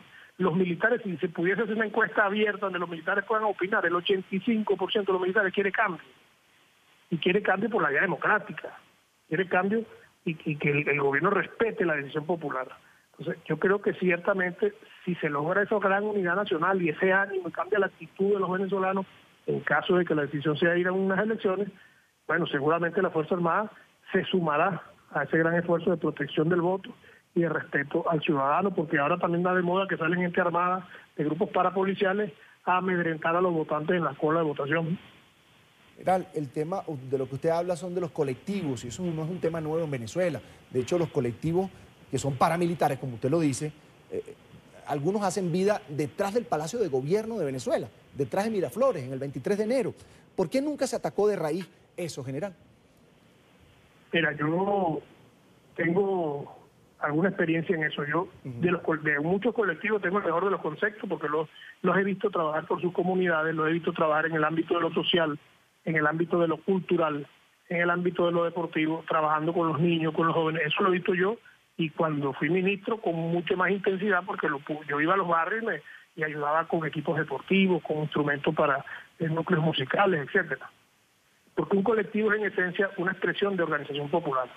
Un grupo que se haga llamar colectivo y ande armado, recorriendo las calles, bajo la vista de las autoridades, ese es un grupo delincuente. Es un grupo que hay que reducirlo y ponerlo a orden de la ley. Y en mis tiempos de ministro y de director, varias veces tuve confrontaciones con personas que haciéndose ver como supuestos colectivos, vivían cometiendo delitos, ¿sí?, utilizando armas indebidas y sin permiso. Y bueno, y cuando nosotros tuvimos oportunidad nos metimos presos, porque eso es lo que dice la ley. Entonces yo creo que aquí en este país hace falta orden, hace falta cumplimiento estricto de la ley por todos los venezolanos, y para eso hace falta un cambio de gobierno. Usted promueve el movimiento, así se llama, Movimiento Amplio Desafío de Todos. ¿Quiénes caben ahí? Correcto. ¿A quiénes está llamando usted para que se dé un cambio político en Venezuela, para que se recupere la democracia en Venezuela? Mira, ahí hemos estado convocando a todos los venezolanos de buena voluntad que sientan que no hay liderazgos en la oposición, que estén cansados de la oposición y del PSUV, y mucha la gente que se ha ido sumando en cada pueblo y en cada estado en este movimiento. Por eso lo llamamos movimiento amplio. ¿Por qué lo concebimos así? Mira, porque la crisis venezolana es muy profunda. La crisis venezolana, si fuera nada más económica, fuera muy fácil de resolver. Pero es que la crisis venezolana es espiritual. Es un achatamiento espiritual del venezolano. La crisis venezolana es moral, ética. La crisis venezolana es económica. La crisis venezolana es política. Nadie reconoce a nadie, ni la Asamblea reconoce al presidente, ni el presidente de la Asamblea, y aquí todo el mundo se disuelve uno al otro. Este es un país que está anarquizado, políticamente es un desastre. La crisis es social, hambre, gente en las calles, gente comiendo basura, gente... Mira, hay que recorrer el país, yo lo recorro por tierra de punta a punta para ver el desastre económico y las consecuencias que eso tiene en la vida del venezolano, en la degradación de la calidad de vida del venezolano. Aquí la crisis es ambiental, no hay ciudades llenas de basura, un desastre. El país está cayéndose a pedazos. Entonces la crisis es compleja, es muy compleja. Y la única forma de que los venezolanos superemos esta crisis es que nos unamos todos, y que Dios nos ayude, y nos unamos todos para poder empezar a renovar el proyecto del país. Pero eso requiere la unidad de todos. Si llega un presidente que gobierna como hace el actual, que solamente gobierna para su sector y a punta de populismo y dinero inorgánico que cada día presiona más la hiperinflación, bueno, seguiremos en la misma crisis. Los que están en la calle protestando pasarán a Miraflores, y los que están en Miraflores a la calle. Nosotros necesitamos un gobierno de todos los venezolanos, de mucha amplitud, un gabinete donde estén representados todos los sectores del país. Y entonces llamar a todos los venezolanos de unidad a poder activar el aparato productivo, a poder producir en el campo, ayudar a los campesinos, a los productores pequeños, medianos y grandes. Pero es el esfuerzo de todos lo que nos va a permitir salir rápidamente de esta crisis. No salimos mientras simplemente el esfuerzo se haga desde un gobierno que solamente gobierna para un poquitico que lo legitima, ¿no? General, usted, bueno, siento que habla de la llamada tercera vía, y cuando se está frente a un país, a un escenario, a una situación, a un panorama tan polarizado como el de Venezuela, donde se es del PSUV o se es de la Mesa de la Unidad Democrática, suena difícil que una tercera vía, una tercera opción pueda imponerse, pueda triunfar, pueda cristalizarse. ¿Cómo se construye un movimiento como ese, general? Mira, la respuesta es facilita, porque hace rato tú me preguntabas por Lorenzo Mendoza. Y lo voy a utilizar como ejemplo, y que me disculpe Mendoza si estoy usando su nombre. Aquí se han hecho varias encuestas donde Lorenzo Mendoza aparece punteando, pero por muy amplio margen, las encuestas políticas. ¿Por qué eso ocurre si Lorenzo Mendoza es político? Si Lorenzo Mendoza no milita en ningún partido. Simplemente porque los venezolanos están hastiados de los líderes de los partidos. Porque los venezolanos ya no quieren líderes del PSUV ni de la MUT, que quieren un líder distinto, un líder que ofrezca algo distinto y que por lo menos en un periodo saque a Venezuela de la crisis y pueda reoxigenar la democracia venezolana. En ese espacio cabe lo que tú llamas tercera vía, otras opciones. Yo no lo llamo tercera vía, nosotros somos simplemente una alternativa con una propuesta ya, aquí está simplemente el resumen de esa propuesta, en este folleto, y somos una organización que está en crecimiento. Eso cuesta bastante esfuerzo, porque hay que ir pueblo por pueblo, reunirse con mucha gente, la captación de los líderes, la formación de los líderes, y en eso estamos nosotros permanentemente esforzándonos por crear una nueva alternativa política con una nueva ética política. Venezuela tiene que madurar. Mire, después de todo lo que hemos vivido y de todo lo que ha pasado en estos últimos 5 años, si como sociedad no maduramos, bueno, hemos perdido el tiempo, ¿no? Yo creo que estas experiencias tienen que llevarnos a madurar, tienen que llevarnos a crecer como sociedad y a entender que la política no es la confrontación entre dos bandos que se quieren matar unos a otros, de enemigos, sino de alternativas y de propuestas al país, pero que no tenemos que vernos como enemigos ni pensar en matarlo porque pienso distinto a ti. Tenemos que dar un paso al frente en el desarrollo político nacional. ¿Qué anda haciendo política, fundando, construyendo un movimiento amplio, un desafío de todos? Pues esta semana, tengo entendido, la semana pasada, lo inhabilitan. ¿Usted tenía aspiraciones para participar en estas elecciones presidenciales? Yo creo que el miedo del gobierno era más alto que las aspiraciones mías.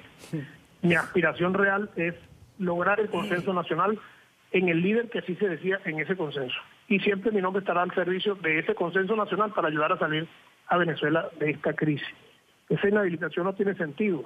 A mí me inhabilitan por el artículo 59, numeral 1, que dice que será inhabilitado por 12 meses quien no presente su declaración jurada de patrimonio una vez terminado el cargo para el cual ha sido nombrado. Y yo presenté mi declaración en menos de un mes después de haber salido del cargo, mi declaración jurada, y la presenté en los medios hace ya unos 4 o 5 días, para que los venezolanos vean que es una inhabilitación de carácter político y para evitar de que uno pueda participar en el proceso electoral. Supongo yo que lo hacen para eso. General, ya vamos finalizando porque sé que tiene compromisos. Lo seguía, lo sigo en Twitter y siempre ponía denuncias de persecución contra su familia, contra su padre, que la finca, que su padre no tenía nada que ver con su rol como militar o como político. ¿Qué pasó con eso? ¿Qué pasó con su padre? Y si usted se siente perseguido en este momento por el gobierno de Nicolás Maduro. Tú sabes que yo viví persecuciones en la cuarta, porque yo después que salgo de la cárcel, sin duda alguna, había una persecución permanente y que allanaba a mi familia, sí. Y yo fui 5 veces preso. Y ahorita más o menos me siento en las mismas condiciones, ¿no? A mí me allanaron en la finca, y no solamente es que allanaron, es que se llevaron lo que les dio la gana, hasta artefactos eléctricos, después del allanamiento. Pero parece ser que con un aire acondicionado que se robaron, estaban pensando que se iba a tumbar el gobierno. Pero allanaron a la casa de mi papá también en Apure. Ha habido mucha persecución. Sin embargo, nosotros estamos firmes, nosotros no tenemos nada que temer. Nosotros, bueno, en las manos de Dios y con el pueblo venezolano, seguiremos avanzando en la construcción y en la renovación del país que nosotros queremos. General, ya para finalizar, después de haber participado en la intentona golpista con el presidente Hugo Chávez en el 92, de formar parte de su gobierno, de estar en la inteligencia, estuvo en el Servicio Bolivariano de Inteligencia, también estuvo pues en el Ministerio de Interior y Justicia, ¿usted no le debe nada, no tiene cuentas pendientes con la justicia? En lo absoluto, en lo absoluto. Yo cumplí mi rol como oficial del ejército, hasta que cumplí mis 34 años de servicio, pasé a retiro, y ahí está mi trabajo, está al escrutinio de la gente. Por eso yo me permito andar por cualquier parte de la ciudad, en el este, en el oeste, en el norte y en el sur, y la gente me saluda con aprecio, sin problemas.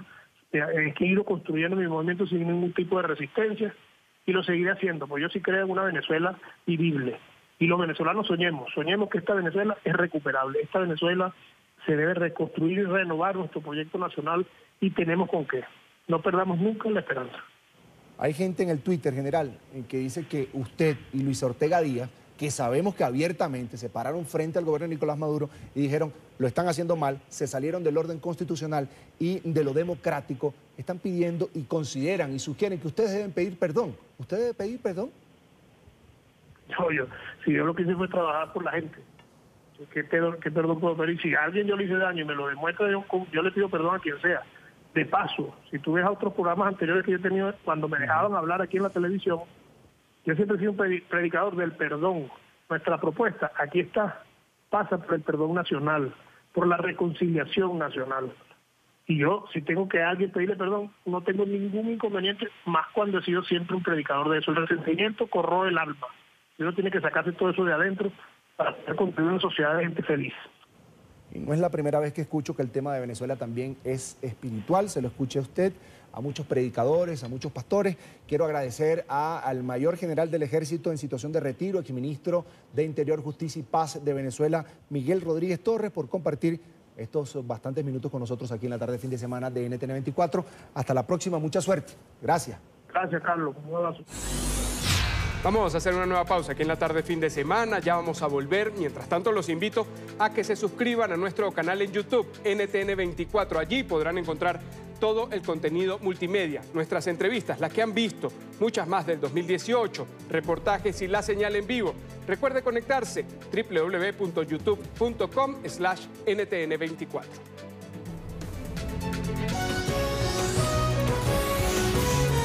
Continuamos con La Tarde Fin de Semana. Gracias por seguir con nosotros en esta jornada de domingo. El secretario general de la Organización de Estados Americanos, Luis Almagro, hizo oficial su petición a Costa Rica, país que ejercía la presidencia del Consejo Permanente, para que se inicie el proceso de aplicación de la Carta Democrática Interamericana contra Nicaragua. Luis Almagro decidió iniciar este proceso luego de recibir los informes de la Comisión Interamericana de Derechos Humanos, en los que se señala a la administración de Daniel Ortega de haber cometido crímenes de lesa humanidad para mantenerse en el poder. Antes de esa última acción, específicamente el 7 de julio, conversamos acá en la tarde con Paulo Abrao, secretario ejecutivo de la CIDH. Esta es la conversación que Carlos Eduardo Sánchez sostuvo con él. Quiero saludar a esta hora a Paulo Abrao, es el secretario ejecutivo de la Comisión Interamericana de Derechos Humanos. Una muy buena tarde, gracias por atendernos. Bienvenido a NTN 24. Buenas tardes. Esta comisión de expertos se instaló esta semana en Nicaragua y quería preguntarle cómo la recibió el gobierno de Daniel Ortega.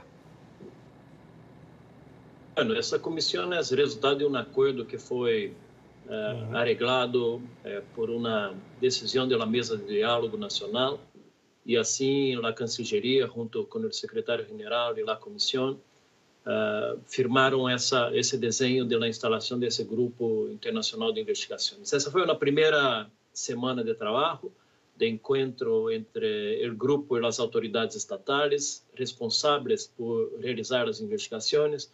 Também uma semana de apresentação a las representantes da sociedade civil, a aliança cívica, aos obispos, e eles estão agora trabalhando com seu plano de trabalho para que possam apresentar publicamente à sociedade muito em breve. Señor Abrao, precisamente quisiéramos que habláramos también de ese plan de trabajo que lleva esta comisión de expertos. ¿Por dónde comenzaría ese trabajo? O acordo prevê que el GIEI, el grupo de expertos independientes, van a tener 6 meses para realizar investigaciones de los hechos de violencia que pasaron desde 18 de abril hasta 30 de mayo. Ese es su marco temporal.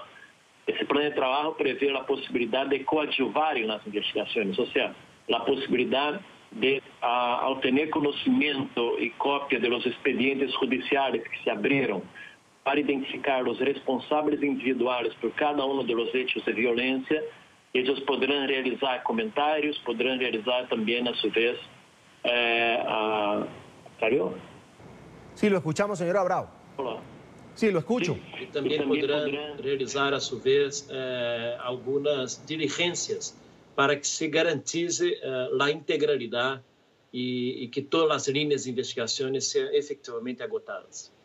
Ahora, ¿qué va a pasar? ¿Cuál es la orden para esta comisión de expertos si en un momento dado de este desarrollo de la investigación, usted decía, tienen 6 meses para indagar, para investigar, para conocer la realidad de este conflicto que vive Nicaragua? Si en un momento dado el gobierno de Daniel Ortega esgrime o argumenta en este caso soberanía, ¿se tienen que retirar? ¿Cuál es la orden que lleva esa comisión? El acuerdo prevé 6 meses de trabajo en terreno prorrogables. Entonces el grupo va a documentar, va a recibir denuncias, va a registrar esas denuncias vai sistematizar essa informação e documentá-las. Esta labor poderá ter efeitos imediatos se há colaboração efetiva por parte das autoridades estatais e se não há, a sua vez, essa documentação servirá para integrar um informe que será publicado e será público e será oferecido a toda a sociedade e quizá poderá oferecer insumos para outras investigações em outras esferas e até mesmo junto a la justicia, a las jurisdicciones internacionales de protección a los derechos humanos. Como secretario ejecutivo de la Comisión Interamericana de Derechos Humanos, esa instancia del diálogo, lo que se ha visto hasta ahora, una vez se fue suspendido, luego se retomó, ya esta comisión está en Nicaragua, en territorio nicaragüense, evaluando la situación. ¿Usted confía en que esta es la vía para salir de la crisis que ya lleva más de 70 días? Para a comissão não há outra saída que não seja exatamente a búsqueda de um caminho pacífico, democrático e constitucional. A existência de uma mesa de diálogo como um canal que pode oferecer um espaço onde as distintas partes apresentam suas opiniões e se tenta buscar consensos ou se exige por parte da sociedade civil rendição de contas por parte das autoridades estatais, ha sido um espaço importante, porque incluso desde aí se conquistou a entrada da Comissão Interamericana dentro do país, a instalação desse grupo de expertos independentes, a criação de um mecanismo especial de seguimento às recomendações que a Comissão ha hecho por meio de seu primeiro informe preliminar, e assim mesmo a abertura ao escrutínio internacional para permitir a entrada da Oficina das Nações Unidas. Então, nosso rol é acompanhar esse processo como organismo internacional. Nós creemos que a solução tem que ser uma solução generada e construída por el próprio pueblo nicaragüense. Ahora, usted decía, sin la ayuda de las autoridades no vamos a poder desarrollar el trabajo, no se va a poder salir de la crisis. ¿Ha mostrado voluntad el gobierno de Daniel Ortega para estar allí, abrir las puertas, facilitar la investigación? En un primer momento, el gobierno aceptó la entrada de la comisión. Nuestra primera visita facilitaron el acceso a las instalaciones, a las autoridades estatales y realmente nos entregaron todas las informaciones que requerimos.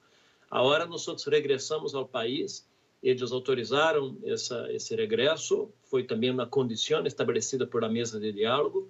Y esta primera semana de trabajo, nosotros nos reunimos con las autoridades e foi uma reunião, foram reuniões com a Corte Suprema, Procuradoria General da República, com autoridades da Polícia Nacional, para que eles também pudessem compreender um pouco qual é a nossa finalidade, nosso alcance, nossa dinâmica e nosso protocolo de atuação. Assim que vamos medir agora como será o nível de colaboração para as próximas semanas e a comissão, neste momento, vai seguir empurrando que essas condições objetivas para seu funcionamento, tanto do RIEI quanto do MECEN, sejam as mais plenas possíveis. Señor Abrao, esto es bueno, quiero pedirle su opinión sobre esto. Por ejemplo, hoy había convocada una manifestación por parte de los sectores de la oposición, una vez que el gobierno convoca una manifestación también, una protesta pacífica a la misma hora, pues deciden suspenderlo. Que se den este tipo de manifestaciones mientras la comisión de expertos esté allí, se den este tipo de reacciones por parte del gobierno, este intercambio de la sociedad civil como tal, es el gobierno y los manifestantes, ¿es bueno para la comisión para finalmente emitir sus recomendaciones, sacar sus conclusiones de este conflicto que vive Nicaragua desde hace más de 70 días? Esta grave crisis, para ser solucionada, depende de distintos fatores. O primeiro é a própria presença dos organismos internacionais que, na verdade, não substituem a responsabilidade das autoridades estatais, tampouco realiza qualquer tipo de mediação nesse processo. Nós acompanhamos, estamos ao lado das vítimas, da sociedade civil nesse processo e creemos que a presença destes organismos, somado à própria atuação das organizações da sociedade civil e o funcionamento da mesa de diálogo, somada a existência de outras pressões internacionais por outros órgãos políticos e também a atuação da sociedade civil por meio de seu direito de manifestar-se livremente, de expressar suas insatisfações em relação ao governo. Todos esses elementos são importantes para tentar generar uma consciência necessária de que se deve buscar algum tipo de saída, mas principalmente se deve cessar todo e qualquer tipo de repressão de maneira imediata e se garantizar a integridade física de todas as pessoas. O direito de manifestar-se livremente e pacificamente é garantizado por todos os estándares internacionais e a Comissão está observando com muita atenção quando esse direito é respeitado e quando não é respeitado. Por exemplo, há a existência de grupos pró-governamentais armados que estão em cidades do interior do país generando determinadas ações que são incompatíveis com o que nós creemos que deben ser los protocolos de actuación de cualquier organismo de seguridad. Bien, quiero agradecer a Paulo Abrao, es el secretario ejecutivo de la Comisión Interamericana de Derechos Humanos. Gracias por estar con nosotros. Tenga usted una muy buena tarde. Muchas gracias.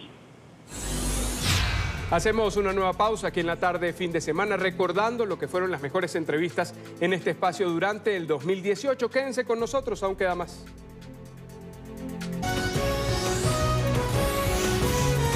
Continuamos con La Tarde Fin de Semana. Gracias por seguir allí en La Tarde Fin de Semana. La crisis de Venezuela, considerada la más grande de la historia en el hemisferio occidental, ha obligado a millones de personas con un alto perfil profesional a salir del país. Huyen de la crisis. Son ingenieros, médicos, artistas y hasta las mejores plumas que ha tenido que instalarse en otros territorios. Leonardo Padrón es escritor, guionista y periodista. Él tomó un vuelo en este 2018 rumbo a Estados Unidos y sin poder despedirse de los suyos ante la amenaza de las fuerzas de seguridad del gobierno madurista, decidió no regresar a esa tierra que lo vio nacer. Vamos a reponer la entrevista que emitimos en La Tarde Fin de Semana el 29 de octubre del año pasado. Ahí está. Señor Padrón, qué gusto tenerlo con nosotros hoy aquí en La Tarde Fin de Semana de NTN 24. Bienvenido. Gracias, amigo. Para mí también es un placer estar en sintonía con ustedes. Es un gusto. ¿Cómo vive el hombre de las historias de Venezuela, Leonardo Padrón, la historia propia del país desde el exilio, pudiera decirse, desde el rol de inmigrante? ¿Cómo es eso? ¿Cómo se siente? ¿Cómo se piensa? Bueno, es un rol inédito para mí y para millones de venezolanos, inesperado. Nunca pensé que toda este apocalipsis político que ha vivido Venezuela terminara con el exilio de tantas y tantas personas. Y como tú bien lo dijiste en la introducción, personas de muchísimo nivel profesional en todos los ámbitos. Yo estoy, como toca, en el exilio. La marca del exilio es la reinvención, es resetearte, es volver a establecer un código desde mi trinchera de creador, de escritor, un nuevo código de comunicación con nuevas audiencias, con nuevo público. Mi público en principio era el público de la pantalla venezolana. Claro, eran novelas que después se vendían a muchos otros países del mundo, pero ahora, bueno, ahora me toca escribir, por ejemplo, para México. Y obviamente no es lo mismo, son otros parámetros creativos, es otro tipo de público, es un público que además estoy tanteando, comenzando a conocer. Definitivamente siempre es cuesta arriba, pero es parte de ese equipaje doloroso que es el exilio. ¿Por qué, si hoy quisiera, yo sé que lo quiere hacer, Leonardo Padrón no puede volver a Venezuela? Quiero que se lo cuente a nuestra audiencia. Alguien le envió un mensaje: hey, Leonardo, no vuelvas, te van a meter a prisión. Sí, bueno, a ver, no me dijeron literalmente que me iban a meter a prisión, pero me dijeron, alguien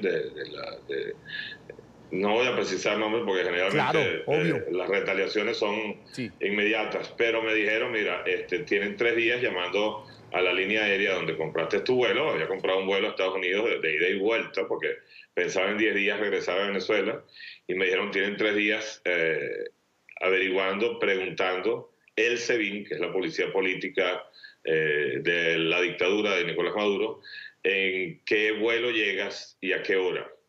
Y me dijo, a lo mejor estoy exponiendo mi cargo, a lo mejor me están grabando, pero Yo no puedo dormir tranquilo con mi conciencia si no te alerto. ¿Qué iban a hacer cuando yo llegara? Bueno, desde quitarme el pasaporte, que ya es una forma de mandarme a prisión, en términos de que me quitan la libertad de movimiento y me quedo preso en mi propio país. Y no es que no me guste estar en mi país, todo lo contrario, es lo que más me gusta, pero bueno, cualquier ciudadano del mundo tiene que tener derecho a transitar por el mundo libremente. Desde eso o a cualquier otra cosa, ya hemos visto ahí infinidad de casos, ¿no? La manera arbitraria como ellos te secuestran la vida, te confiscan tus bienes, te arrojan a un calabozo, te rompen el pasaporte, en fin.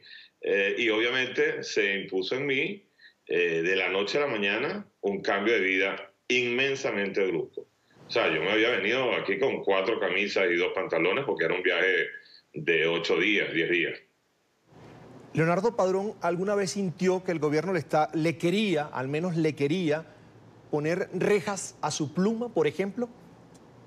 Bueno, lo sentí, no es una presunción o una intuición, lo sentí en carne propia, es decir, ya las últimas 2 proyectos televisivos que yo escribí para Venevisión, que es uno de los 2 canales de señal abierta, uno de los canales de señal abierta más importantes de Venezuela,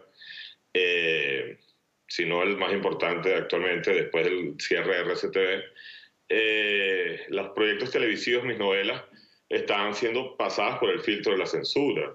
Ya me estaba sintiendo bastante incómodo. Y digo censura porque me insinuaban que me autocensurara y yo de verdad y tuve un pequeño arresto de dignidad y dije, mire, yo no me voy a autocensurar, si ustedes quieren eliminar tales parlamentos, háganlo ustedes, allá ustedes con su conciencia. El gobierno hackeó mis cuentas de redes sociales en 2 oportunidades. Recibí amenazas telefónicas en el filo de la medianoche.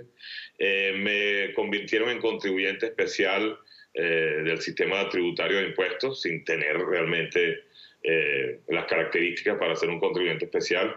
Es decir, el acoso vino por distintos lados de manera bastante concreta, tanto que ya los últimos 2 proyectos que yo escribí para Venevisión ni siquiera fueron al aire, y era muy extraño porque yo era uno de los escritores de la plantilla de Venevisión como más importante, ganaba muy buen sueldo. Es absurdo que me pagaran todo ese dinero y no pusieran el producto que yo escribía al aire. Obviamente había un veto.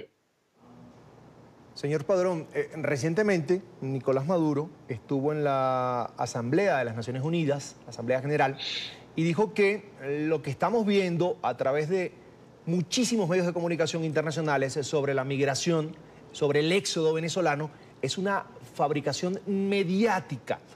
Yo sé que sobre eso, por supuesto, usted ha opinado y han opinado muchísimos venezolanos con trayectoria, con talante, conocedores de lo que significa vivir la situación que están viviendo millones de venezolanos que hoy están incluso caminando carreteras buscando una nueva vida.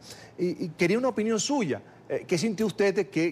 ¿Cómo sintió usted? ¿Cómo escuchó usted esas palabras de Nicolás Maduro ante Naciones Unidas? Claro, hay que decirlo, el auditorio estaba casi vacío, pero era el presidente de Venezuela quien hablaba en la Asamblea General de Naciones Unidas. Sí, bueno, yo la confieso que me toca tomar un protector gástrico para escuchar a Maduro, y era predecible. El discurso de Maduro era predecible, es el mismo discurso que tiene en Venezuela cada vez que tiene un micrófono enfrente.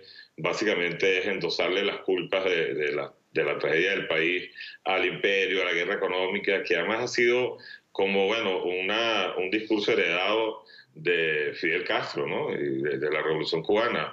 Recordemos que Maduro a los 17 años ya estaba en Cuba formándose ideológicamente. Entonces él tiene un chip ahí muy fijo, un chip que ha terminado devastando un país entero, fundamentalista, absolutamente rígido, y lo que dijo en la ONU a mí me parece un cinismo pornográfico.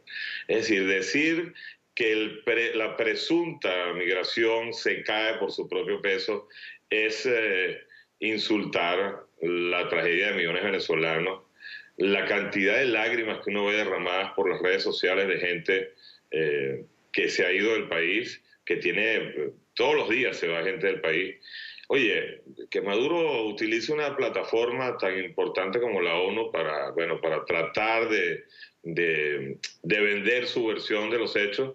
Bueno, primero es bastante inútil. Las pruebas son inmensas, inacabables. Todos los días vemos videos de gente transitando los caminos de América y los aeropuertos. O sea, yo he estado en este año por la obra Piaf, que la hemos llevado a España y a México, y a mí me conmueve la cantidad de venezolanos, me da dolor, pues, venezolanos que de repente eran cirujanos plásticos, de repente licenciados en administración, chefs que están trabajando como valet parking, en fin, en oficios que obviamente no es que no son dignos, sino que no estudiaron para eso, consagraron su vida para algo más, y la revolución acabó, bueno, con el sueño de millones de personas. Eso es un delito obvio, inocultable.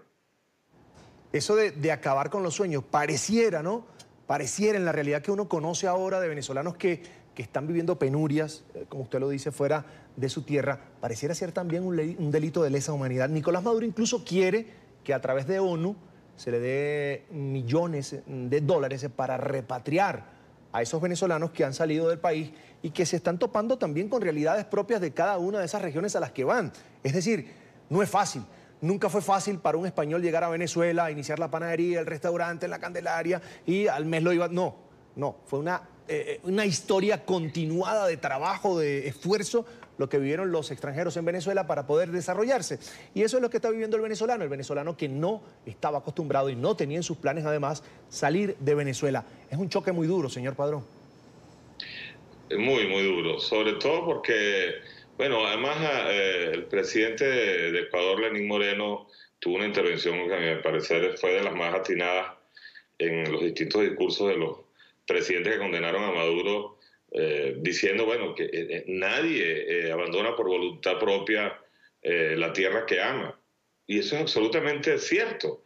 Es mentira, porque tú vas a ir de repente a un país donde no vas a tener, en principio, papeles legales, donde tienes que empezar a decir, señores, yo existo, empezar a probar tus niveles de competencia profesional, de repente es en otro idioma. Es decir, es como ponerte la vida a contravía, y muchas veces a los 50, 60 años, es decir, nadie quiere migrar de su país, y de verdad menos en Venezuela, que siempre nos hemos enorgullecido de las condiciones maravillosas de lo que hemos llamado la tierra de gracia, que ahora es tierra de desgracia. Maduro decía, entre sus múltiples mentiras, es un mitómano profesional, sin duda alguna, dijo, creo que fue ayer o esta mañana, que él caminó en 46 cuadras en Nueva York.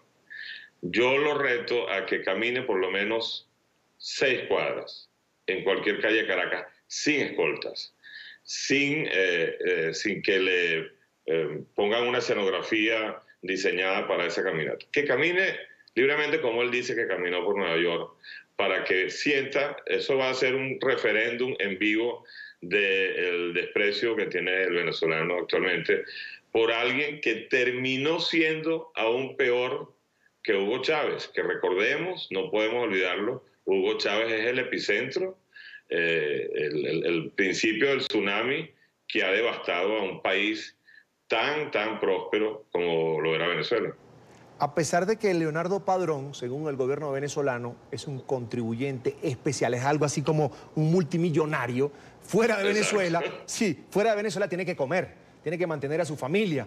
Y quería preguntarle en esta oportunidad, en estos últimos minutos, señor Padrón, que me quedan de la entrevista, sobre los nuevos proyectos. Me decía ya que tenía que escribir, por ejemplo, para México, que eso le había cambiado la vida. Hablemos de lo que está haciendo en este momento Leonardo Padrón, el escritor, ese talentoso venezolano que hoy está ofreciendo ese talento, por supuesto, para otros países.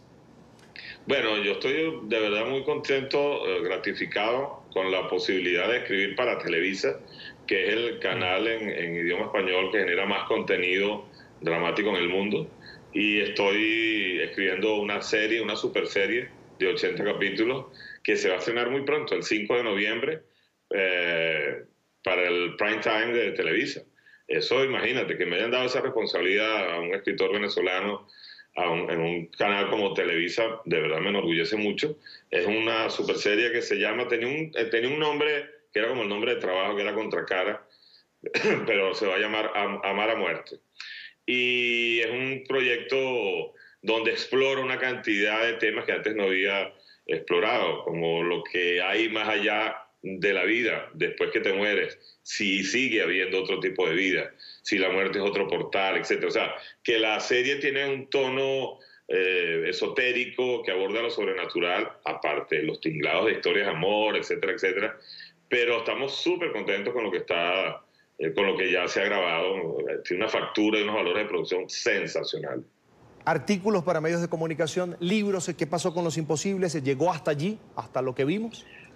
Bueno, Los Imposibles me los editaba Planeta, la editorial Planeta es una editorial muy importante, pero Venezuela, las editoriales en Venezuela han dejado de imprimir libros. Yo tengo de hecho un libro de crónicas también represado, junto, bueno, con la serie de Los Imposibles, que llegamos hasta el número 7. Tengo unos cuantos ya grabados, espero retomar eso, pero también tengo que ponerme de acuerdo con la editorial, ver cómo nos reinventamos allí. Pero proyectos hay siempre. Es decir, si un creador no tiene proyectos, muere de mengua, ¿no? Sí. Ahora, me quedan unos minutos ya, me han regalado un minuto más para preguntarle ya, volviendo al tema de Venezuela. Antes del mensaje final para esos venezolanos que hoy buscan una nueva vida fuera de la tierra, fuera del ecosistema que yo llamo es tener al amigo, al panadero, al de las empanadas, al de los perrocalientes, ya no contar con esas personas que son más que un comerciante, sino un amigo, el pana que llamamos en Venezuela. Aparte de ese mensaje, yo quisiera preguntarle si usted en algún momento pensó en aquellos peores momentos de la llamada Cuarta República, porque así la llama la Revolución Bolivariana, que Venezuela iba a llegar a esto, a un escenario donde personas que antes tenían comida, almuerzo, desayuno, almuerzo y cena, hoy están hurgando en la basura. ¿Usted alguna vez en la Venezuela de la Cuarta, como la llama el gobierno, se imaginó ese escenario? Jamás. De hecho, yo nací con la Cuarta República. Yo nací en 1959. Yo me formé en la democracia, una democracia además representativa, alternativa. Uno sabía que cada 5 años tú podías castigar al gobernante de turno si lo había hecho mal. Y eso era el juego democrático, la alternancia. Los chavistas básicamente eliminaron ese riesgo, han ido eliminando casi todos los partidos políticos de oposición que existen. De verdad, jamás pensé que en pleno siglo XXI Venezuela iba a estar sumergido en algo que nos tiene a todos atribulados, o sea, alarmados. Yo creo que el planeta entero está alarmado con lo que está pasando en Venezuela.